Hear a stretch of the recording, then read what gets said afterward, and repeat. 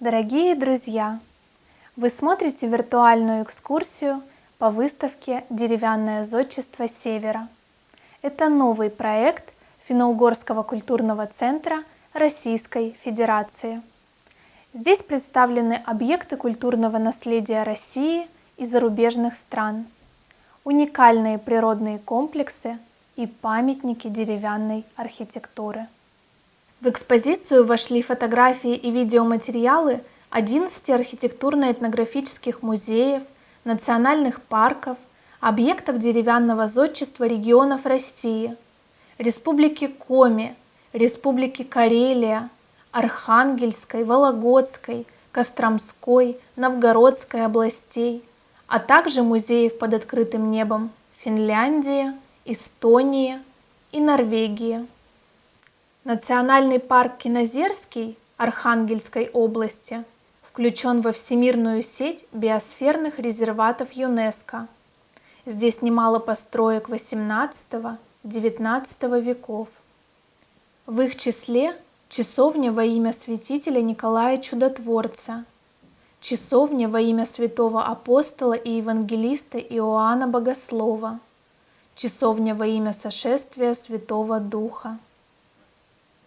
В Новгородском музее народного деревянного зодчества Витославлице собраны лучшие образцы деревянного строительства.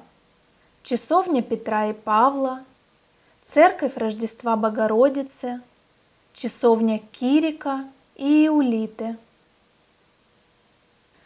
Архитектурно-этнографический музей Вологодской области Семенково – памятник федерального значения. Здесь представлены разнообразные объекты деревянного зодчества, культовые постройки, жилые дома, мельницы, амбары, ледники. На территории Костромского архитектурно-этнографического и ландшафтного музея-заповедника Костромская Слобода чуть менее 3 десятков деревянных сооружений. Среди них древнейший храм, церковь собора Богородицы середины XVI века.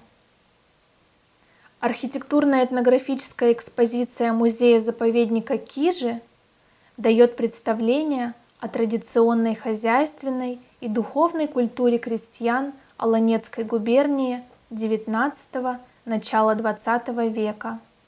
На одной из фотографий Кижский погост. Он входит в список всемирного культурного и природного наследия ЮНЕСКО. Во многих районах Республики Коми сохранились объекты деревянного зодчества. Самый старый жилой деревянный дом в селе Мошьюга Ижемского района времен Екатерины II. И в Скандинавии деревянное зодчество было основным видом строительства вплоть до XIX века. В Лиллехаммере расположен один из лучших в Норвегии музеев. Здесь множество деревянных построек. Одна из главных достопримечательностей – церковь Гаарма. Лютеранская церковь в финском Питяевисе построена в XVIII веке. Она внесена в список всемирного наследия ЮНЕСКО как выдающийся пример традиционного скандинавского церковного зодчества. В коллекции Эстонского музея под открытым небом около 80 строений периода 2 прошлых веков. Главные объекты хуторских дворов – жилые риги, постройки с высокой соломенной или тростниковой крышей. Благодаря экспозиции мы видим, как жили эстонские крестьяне 200 лет назад. Многие века дерево было основным строительным материалом, и зодчие достигли совершенства в создании деревянных конструкций. Благодаря их умениям многие памятники архитектуры сохранились до наших дней. Деревянное зодчество таит в себе немало загадок.